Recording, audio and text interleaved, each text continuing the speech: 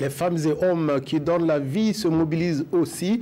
Ouagadougou abrite le 2e congrès de la Fédération des associations des sages-femmes d'Afrique francophone. Cette rencontre, qui rassemble ici des sages-femmes et maïticiens venant de 17 pays, sera dominée par des conférences qui permettront aux participants de partager les expériences dans la mobilisation sociale en faveur de la santé de la reproduction. Kosoun Koulibaly, Nathalie Savadogo.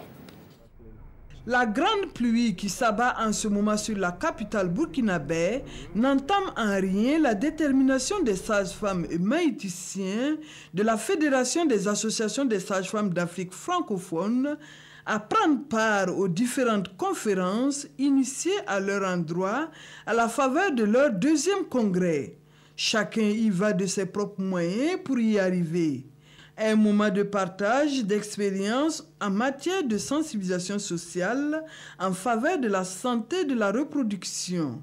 Nous ne pourrons pas justement travailler à réduire sensiblement les indicateurs de santé et de la reproduction tant que nous ne mettons pas le cap vers la voie de la santé à l'horizon 2030. Ça, c'est le premier axe des rôles. Et donc, la sage-femme a justement son rôle à jouer pour l'atteinte de cet objectif-là. Bon, en quoi faisant? C'est par exemple commencer avec chaque individu.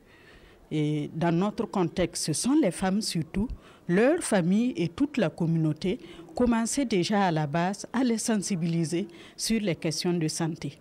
Parce que ça se prépare aussi, ça se planifie. Le deuxième axe de rôle que la sage-femme doit jouer, c'est s'impliquer pour accompagner justement le processus de changement de comportement.